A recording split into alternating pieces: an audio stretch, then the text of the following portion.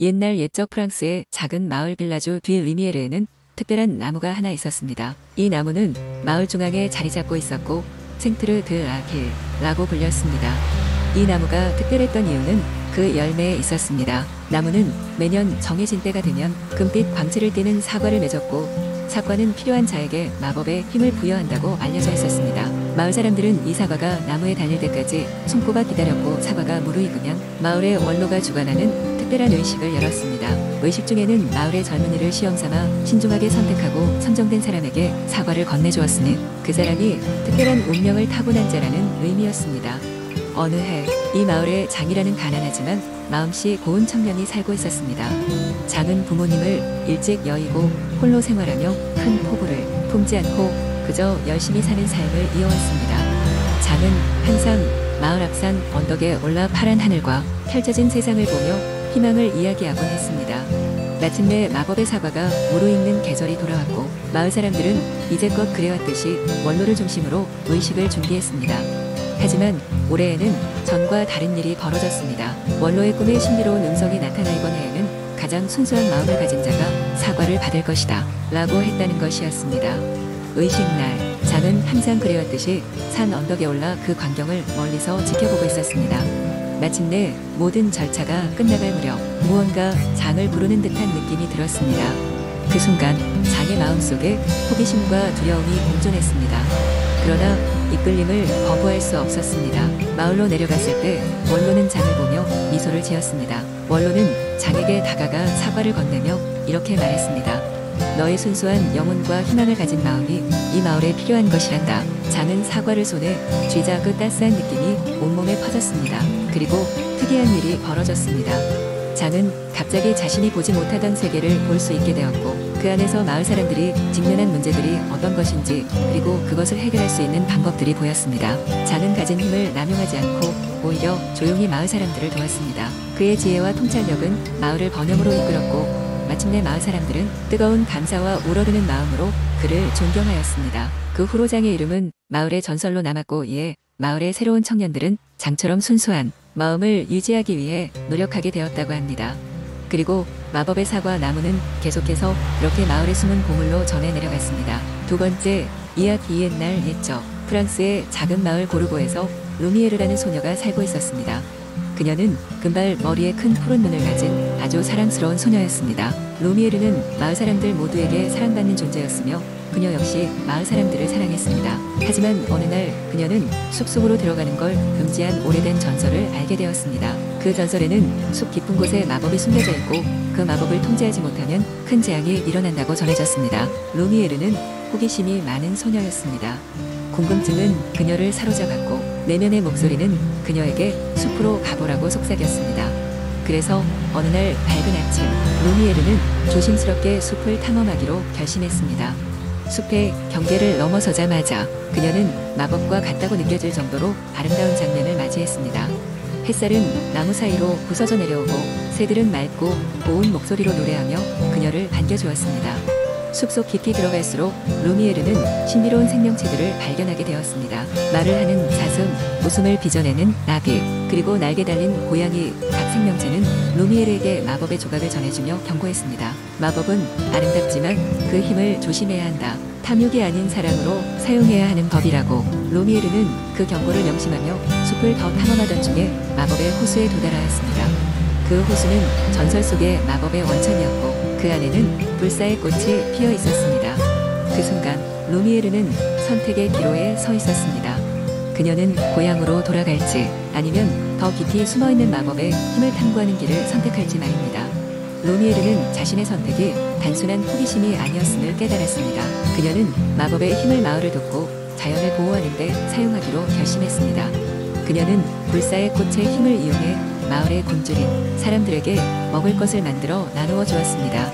또한 메마른 땅을 기름지게 만들고 병에 걸린 이들에게 치유의 힘을 부여했습니다.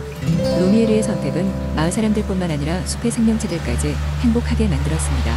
그녀는 마법의 힘을 욕심내지 않았기에 그 힘을 통해 얻은 것들에서 더욱 큰 기쁨을 느끼게 되었습니다. 마을 사람들은 루미에르의 행동을 보고 그녀를 마을의 수호자로 여겼고 그녀의 이야기는 오래도록 전해지게 되었습니다. 루미에르는 그 선택의 결과로 마법의 숲과 마을 사이의 다리가 되어 평화로운 공존의 시대를 열었습니다. 그녀의 이야기 속에는 사랑과 이해의 욕망이 아닌 진정한 마음의 힘이 담겨 있었습니다. 이로 인해 그녀의 전설은 프랑스 전역에 전해졌고 아직도 사람들은 그녀의 이야기를 읊조리며 루미에르가 지키던 숲을 방문하곤 합니다.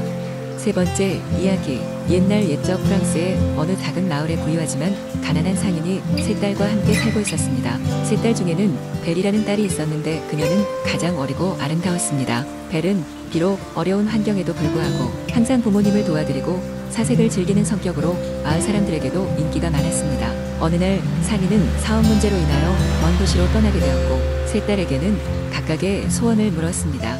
큰 딸과 둘째 딸은 값비싼 보석과 아름다운 드레스를 원했지만 벨은 장미 한 송이를 간절히 원했습니다.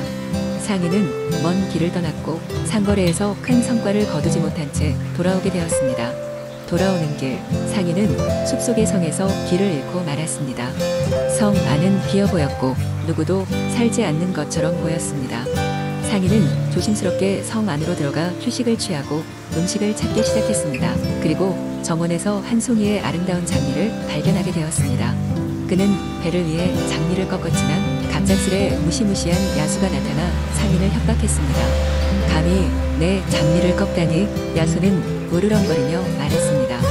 상인은 놀라고 두려운 마음으로 간청했습니다. 야수는 그를 풀어주는 대신 그의 딸 중 하나가 그를 대신해 머물러야 한다고 말했습니다. 그렇지 않으면 상인은 감옥에 갇히게 될 것이었습니다. 집으로 돌아온 상인은 무거운 마음으로 딸들에게 자초지종을 설명했습니다. 장미가 자신의 소원 때문에 꺾였다는 사실을 알게 된 벨은 자신이 대신 성에 가겠다고 말했습니다. 두려운 마음에 가득 찼지만 자신의 가족을 위해 희생하려는 용기를 내었습니다. 벨은 성에 도착했고 야수는 그녀에게 결코 해를 끼치지 않을 것이며 다만 함께 지내기를 바란다고 했습니다. 야수는 그녀에게 모든 방식으로 호의를 베풀었고 벨은 처음에는 그를 무서워했지만 차츰 그의 순수한 내면을 보게 되었습니다. 벨은 점점 야수와의 시간이 즐거워졌고 그 안에서 교훈과 감동을 찾게 되었습니다. 날이 갈수록 벨은 야수에 대한 마음이 더욱 따뜻해졌고 야수 또한 진심으로 벨을 사랑하게 되었습니다. 어느 날 그녀는 자신의 가족이 그리워서 야수에게 잠시 집에 다녀올 수 있게 해달라고 요청했습니다. 야수는 벨에게 마법의 거울과 장미를 주며 그녀가 하루 지나면 돌아오겠다고 약속하면 집에 갈 수 있게 해주겠다고 했습니다. 집에 돌아온 벨은 가족과 즐거운 시간을 보냈지만 둘째 딸들의 시기심으로 인해 머무는 시간이 길어졌습니다. 정해진 날이 사흘이나 지나자 벨은 결국 야수를 떠올리며 성으로 돌아왔습니다. 하지만 성에 도착했을 때 야수는 그의 방 안에 쓰러져 있었습니다. 벨은 그의 몸을 끌어안고 감정을 드러냈습니다. 야수여, 제발 일어나세요. 당신 없이 저는 살 수 없습니다. 그녀의 진실한 사랑의 고백은 야수를 깨어나게 했고 야수는 마침내 원래의 모습을 찾았습니다. 그는 마법이 깨지면서 잘생긴 왕자로 변신하였습니다. 벨의 사랑이 마침내 그를 구했고 둘은 영원히 행복하게 살았습니다.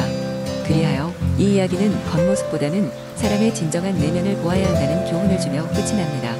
프랑스의 고전 동화 미녀와 야수는 이런 사랑과 희생의 이야기를 전하며 많은 이들에게 감동을 선사하였습니다. 네 번째 이야기. 옛날 옛적 프랑스의 깊은 숲속에는 아침 햇살이 닿으면 황금빛으로 반짝이는 마법의 정원이 있었습니다.